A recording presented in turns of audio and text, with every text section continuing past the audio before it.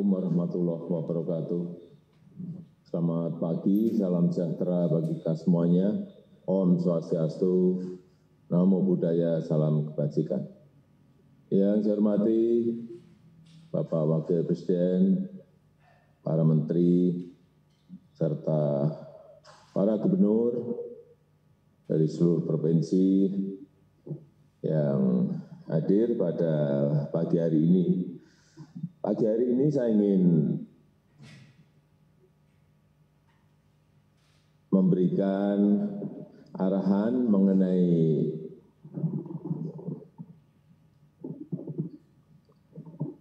virus corona atau COVID-19. Kita tahu bahwa laporan yang saya terima dari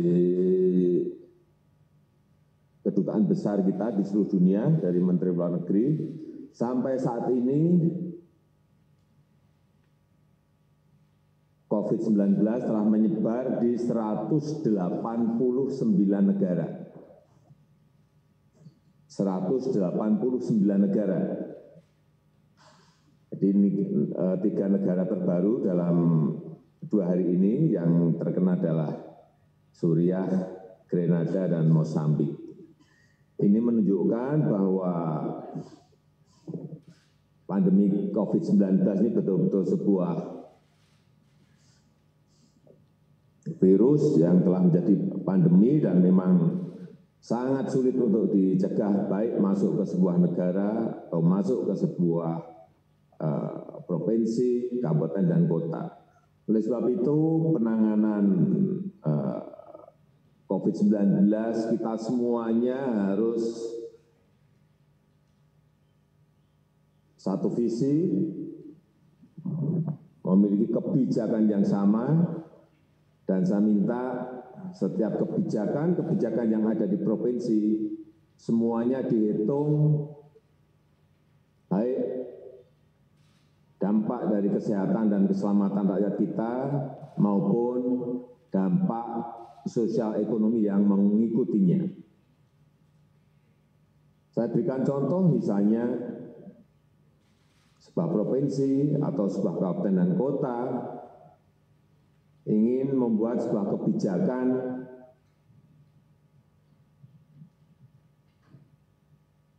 sekolah diliburkan, kantor ditutup semuanya, kemudian tempat-tempat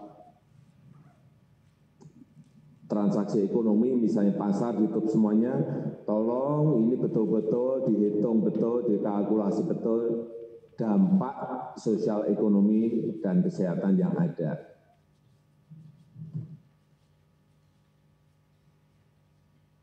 Kalau ingin melakukan itu, kebijakan setelah itu dilakukan tolong betul-betul disiapkan. Sebagai contoh, sebuah kota ingin melakukan itu, hitung berapa orang yang menjadi tidak bekerja, hitung berapa pedagang asongan yang akan tidak bekerja, hitung berapa becak yang akan tidak bekerja, hitung berapa sopir yang tidak akan bekerja.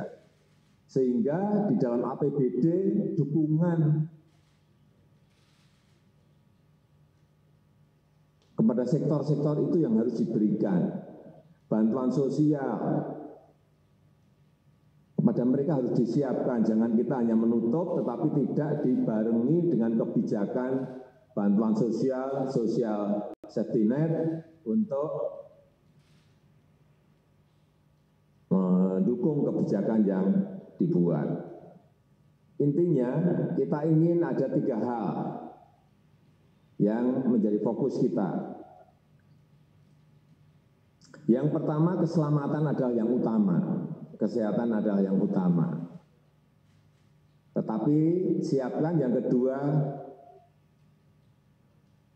sosial safety net-nya. Bantuan sosialnya tolong disiapkan. Yang ketiga, dampak ekonomi dihitung betul. Sehingga kesiapan kita dalam menyediakan stok pangan betul-betul ada.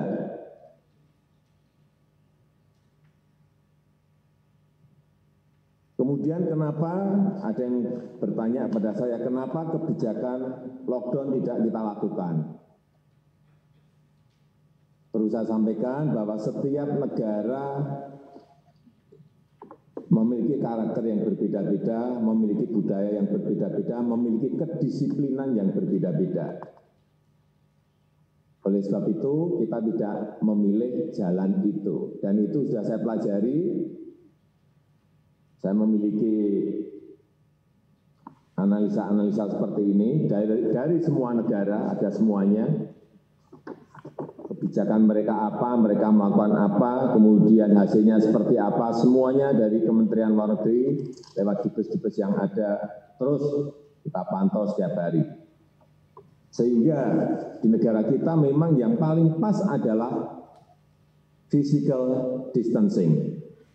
Menjaga jarak aman, itu yang paling penting. Kalau itu bisa kita lakukan, saya yakin bahwa kita akan bisa mencegah penyebaran COVID-19 ini.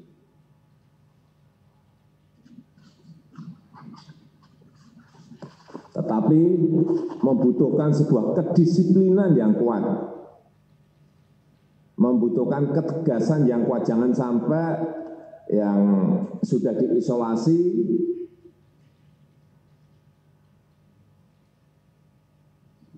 saya membaca sebuah berita sudah diisolasi masih membantu tetangganya yang mau hajatan. Ada yang sudah diisolasi masih beli handphone dan belanja di pasar. Saya kira kedisiplinan untuk mengisolasi itu yang paling penting. Partial isolated, mengisolasi sebuah RW, mengisolasi sebuah kelurahan penting, tetapi betul-betul dengan sebuah kedisiplinan yang kuat. Kalau ini bisa kita lakukan, saya kembali lagi, saya meyakini bahwa skenario yang telah kita pilih akan memberikan hasil yang baik. Dan sebentar lagi saya juga ingin mengumumkan mengenai mitigasi dari dampak ekonomi terhadap masyarakat. Ini perlu saya sampaikan juga pada para gubernur. Saya perintahkan ini kepada semua menteri, gubernur, bupati, dan wali kota agar memangkas rencana belanja yang tidak prioritas di APBN maupun di APBD. Anggaran-anggaran perjalanan dinas, pertemuan, belanja-belanja lain yang tidak dirasakan langsung oleh masyarakat segera harus dipangkas. Karena kondisi fiskal kita sekarang ini bukan sebuah kondisi yang enteng. Kemudian melakukan refocusing kegiatan dan melakukan realokasi anggaran.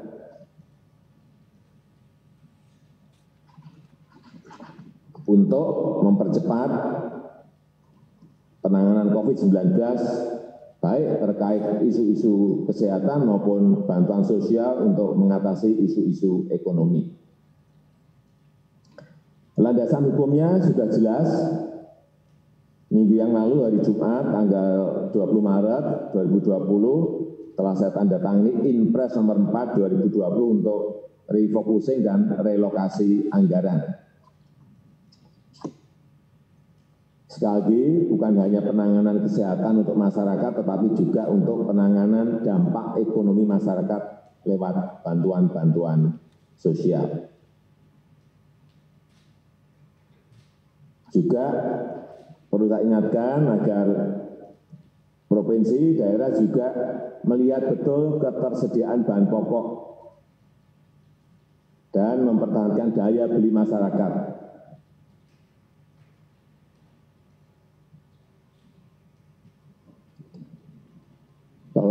melihat betul keadaan para buruh, terutama para pekerja harian, para petani, para nelayan, dan juga ini yang terkena dampak terlebih dahulu para pelaku usaha mikro, usaha kecil, agar kita usahakan agar daya belinya tetap terjaga dan bisa tetap beraktivitas dalam berproduksi. Oleh sebab itu, setiap kegiatan yang ada di provinsi, kabupaten dan kota, tolong diarahkan agar program-program itu bisa semuanya menjadi program padat karya tunai. Ini untuk mempertahankan daya beli masyarakat. Program padat karya tunai harus diperbanyak, harus dilipat gandakan, tetapi tetap harus mengikuti protokol kesehatan secara ketat untuk mencegah penularan COVID-19.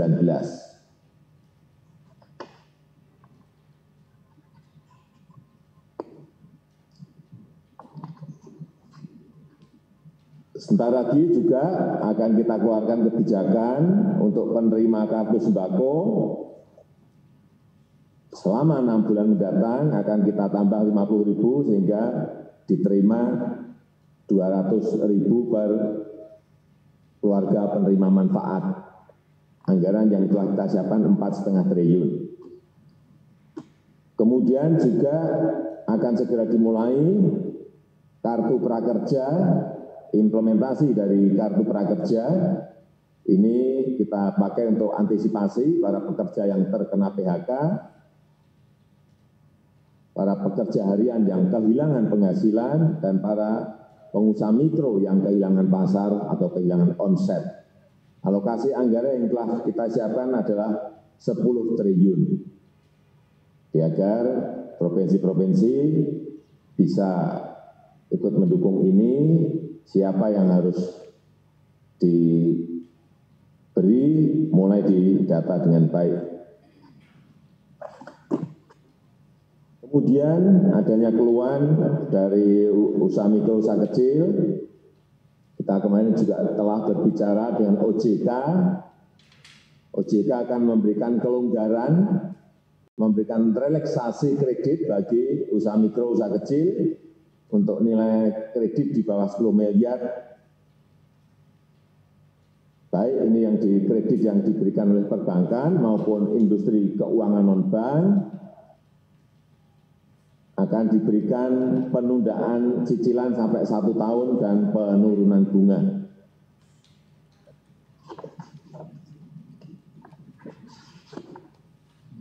Keluhan saya dengar juga dari tukang ojek, supir taksi yang sedang memiliki kredit motor atau kredit mobil, ataupun nelayan yang sedang memiliki kredit perahu. Saya kira ini juga perlu disampaikan kepada mereka untuk tidak perlu khawatir, karena pembayaran bunga dan angsuran diberikan kelonggaran atau relaksasi selama 1 tahun.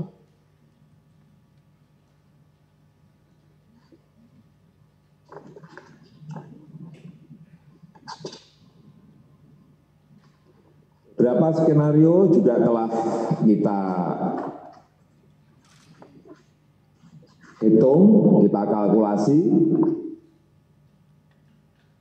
mengenai prediksi dari COVID-19 ini di negara kita Indonesia.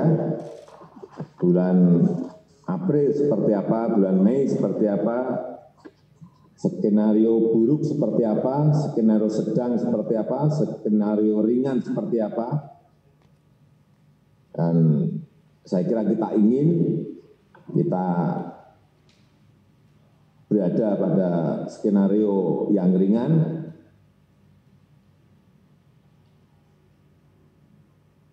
dan kalau memang betul-betul sulit dibendung, ya kita paling tidak masuk ke skenario sedang, jangan sampai masuk ke skenario yang paling buruk.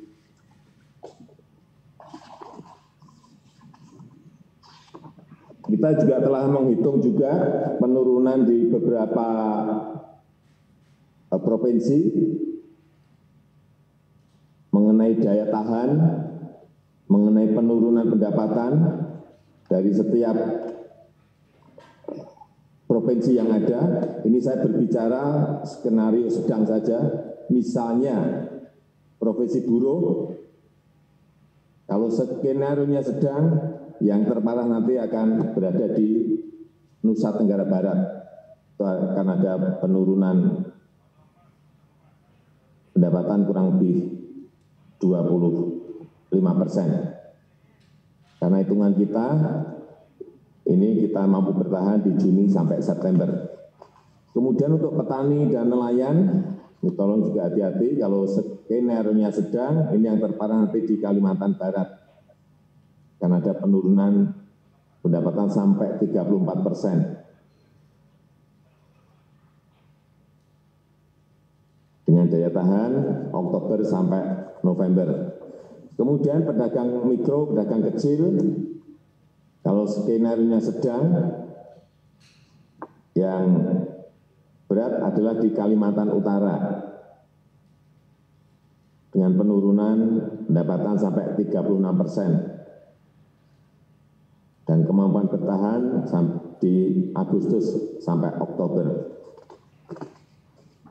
Kemudian untuk sopir, angkot, dan ojek, yang paling berat di Sumatera Utara. Ini turunnya sampai 44%. Angka-angka seperti ini mohon juga dikalkulasi secara detail di daerah, sehingga persiapan-persiapan bantuan sosial oleh provinsi, oleh kabupaten dan kota betul-betul bisa disiapkan lewat tadi yang sudah di depan saya sampaikan, refocusing dan relokasi anggaran yang ada. Kalau kita bekerja secara detail, di lapangan juga kita ikuti, saya meyakini sekarang ini masyarakat sudah mulai bergerak, provinsi-provinsi juga telah, saya lihat telah melakukan dan bekerja